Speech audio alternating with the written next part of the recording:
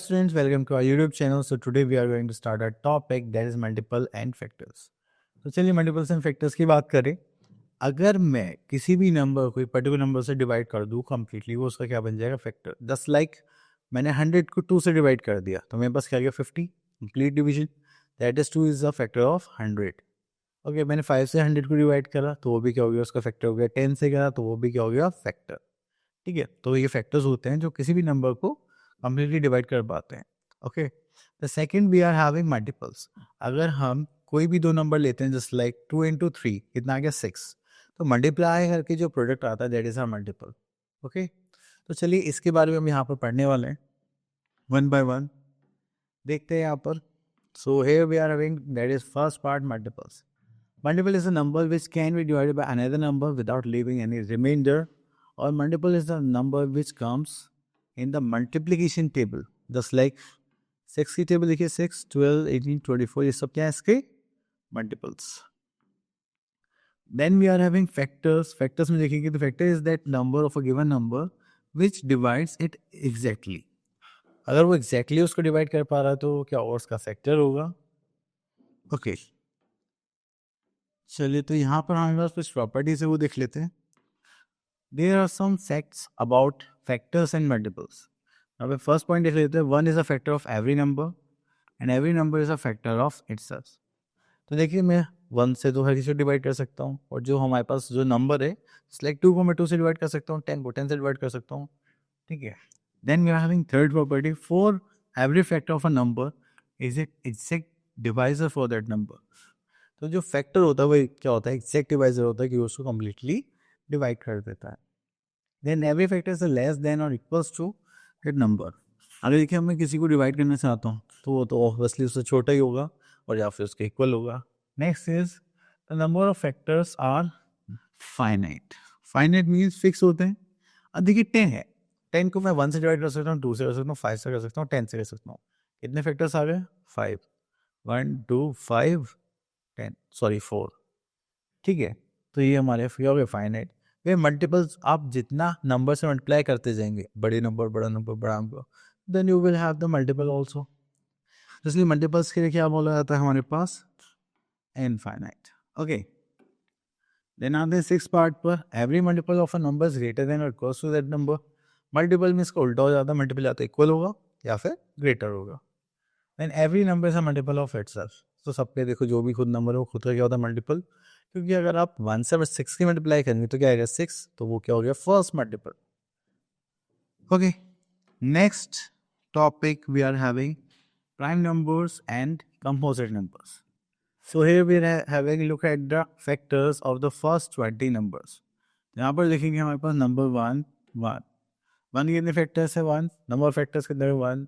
Then number 2 आता है, 2 के कितने फैक्टर्स हो गए? 2. 1 and 2. ओके, देन यहाँ पे ये वाले 9 के फैक्टर्स देखिए. 1 3 9 3 फैक्टर्स हो गए. 16 के यहाँ पे बहुत सारे हो गए. देन वी आर हैविंग 19 के सिर्फ 2 ही फैक्टर्स हैं. 17 के सिर्फ हमारे पास कितने फैक्टर्स हैं? 2. Next we are having here just like prime number and composite number. तो चलिए इनके बारे में बात करते हैं. अगर मैं बोलूँ प्राइम नंबर वो नंबर्स होंगे सिर्फ 2 फैक्टर्स होंगे, एक 1 and the number itself. Composite numbers वो होंगे जिनके मोर देन 2 फैक्टर्स होंगे. जस्ट लाइक 4 हो गया, उसके फैक्टर्स क्या हैं? 1 2 4, 3 फैक्टर्स हो गए. सो 1 हमारे पास आता है, वो यूनिक नंबर में आता है तो इसलिए हम उसको हटा देते हैं ना. वो कंपोजिट में आता है ना प्राइम में. ओके, नेक्स्ट आता है हमारे पास एक टेबल स्टीव ऑफ रेस्टोनेसस. अब इसमें उन्होंने क्या करा? उन्होंने देखो 1 को तो पहले ही हटा दिया. देखो भाई ये तो यूनिक नंबर्स को हटा. देन 2 लिया, 2 प्राइम नंबर है, इसके जितने भी मल्टीपल्स सबको क्रॉस कर दिया. देन फिर 3 लिया, फिर 3 के मल्टीपल्स को क्रॉस कर दिया. देन 5 7 देन 11 13 वैसे ही करते चले गए. तो ये 1 to 100 में से जितने प्राइम नंबर्स हमारे पास बचे हैं वो सर्कल कर रहे हुए हमने. ठीक है, तो चलिए इस टाइप से टेबल बनाई गई थी. Here we are having next is coprime numbers.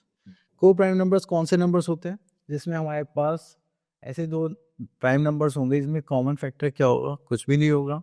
वो कॉमन प्राइम नंबर भी हो सकते हैं और नॉन प्राइम भी हो सकते हैं, ठीक है। So here we are having our exercise 6.1। तो here we are having our exercise 6.1 and यहाँ पर हम देखते हैं question number A, write all the factors of the following. तो यहाँ पे करेंगे हम second part.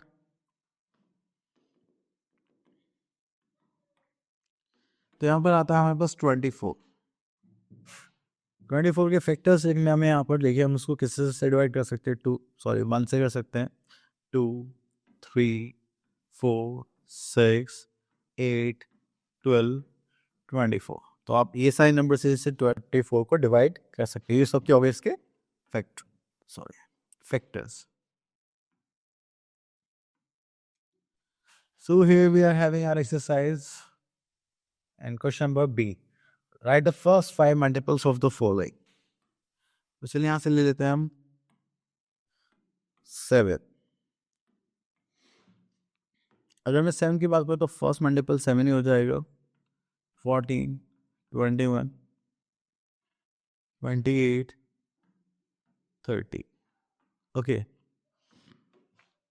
Then we are having question number C. Which of the following numbers are prime numbers? तो देखिए इसके दो से ज़्यादा फैक्टर नहीं है, वो क्या प्राइम की प्राइम हो गया, ये नहीं है। देन 18 प्राइम है, नहीं, तो ये हो गया। Okay, next is question number 4, right all the prime numbers between 20 to 40। तो चलिए यहाँ से ले लेते हैं। तो 20 के बाद हमारे पास 21, 20, 23, then 24, 25, 26।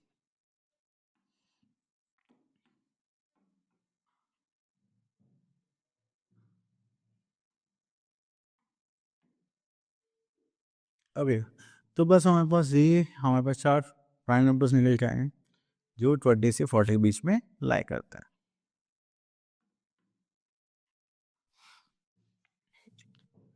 Okay, next we are having question number E, write all the composite numbers between 30 to 50। अब देखिए कंपोजिट नंबर्स की बात करेंगे तो यहाँ पर हम क्या करेंगे, वो नंबर्स लिखेंगे जिसके दो से ज़्यादा फैक्टर्स है। Just like 30, 31, 32, 33, 34, 36, 39, then we are in 40, 42, 44, 45, 46, 7 तो नहीं होगा, 48, 49 एंड 50। ठीक है, ये वो सारे नंबर्स हैं इनके दो से ज़्यादा फैक्टर्स होंगे, means they are composite numbers. Okay, next here we are having co-primes. अब देखते हैं question number 5। So that the following pair are co-primes. Co-prime numbers वो numbers होते हैं जिनमें कोई भी कॉमन फैक्टर नहीं होता एक्सेप्ट वन। ओके, अब देखिए 17, 19 co-prime है, यस ये भी co-prime है, ये भी हैं। चलिए आगे चलते हैं। Next we are having divisibility test. तो हम क्वेश्चंस को थोड़ी देख लेंगे।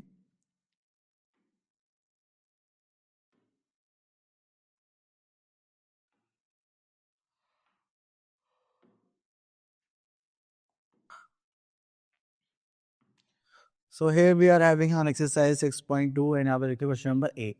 Using divisibility test, which all the following numbers are divisible by 2? अब देखिए 2 से divisibility चेक करने हैं तो आपको क्या देखना है, वंस प्लेस।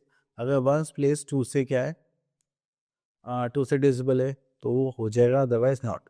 तो हमें देख रहे हैं 4 2 से divisible है तो ये हो जाएगा, ठीक है। 8 है, ये हो जाएगा, 5 नहीं होगा। देन हमें नेक्स्ट क्वेश्चन में चेक करनी divisibility बाय 3, ठीक है। तो यहाँ से ओके, तो यहाँ से डिविजिबिलिटी बाय 3 चेक करने के लिए हमारे आते हैं क्वेश्चन नंबर 2 पर। आपको सबसे पहले क्या करना पड़ेगा, सम ऑफ डिजिट्स करना पड़ेगा।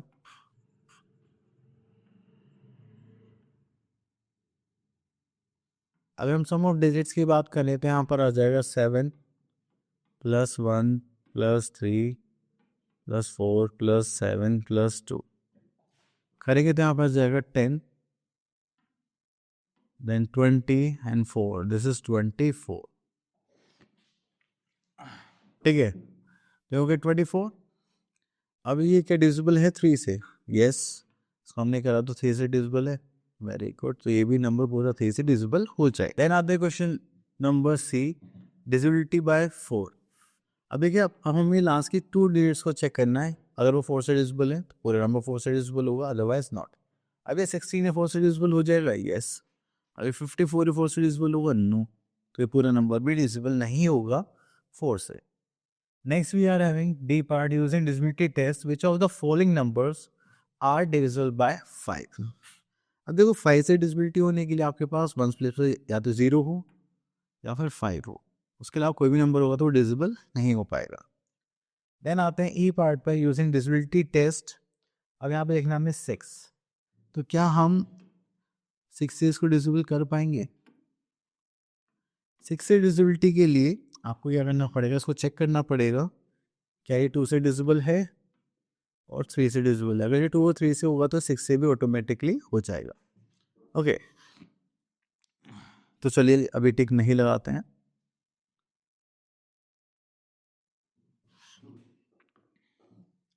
सो हियर वी आर इन 516 ठीक है, तो यहाँ पे करेंगे हम लोग। देखिए 6 आ रहा है तो 2 से तो डिविजिबल है ही। अब 3 से चेक कर लेते हैं, उसके डिजिट्स का सम करते हैं। 5 + 1 + 6 + 5 + 1 + 6, तो हो जाएगा 6 6 6 6। कितने 6 हो गए? 4 1 2 3 4।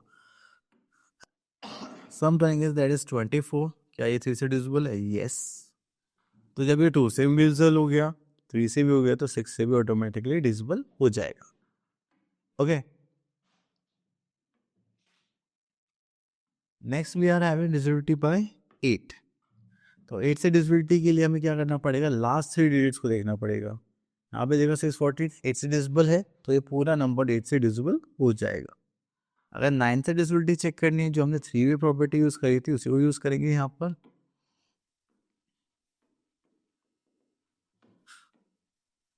अब देखिए यहाँ पे 7 + 1 8 9 10, यू गेट 10 + 9 + 5, तो ये हो गया 24। क्या 9 से डिविजिबल है? नो, तो ये नंबर 9 से डिविजिबल नहीं होगा।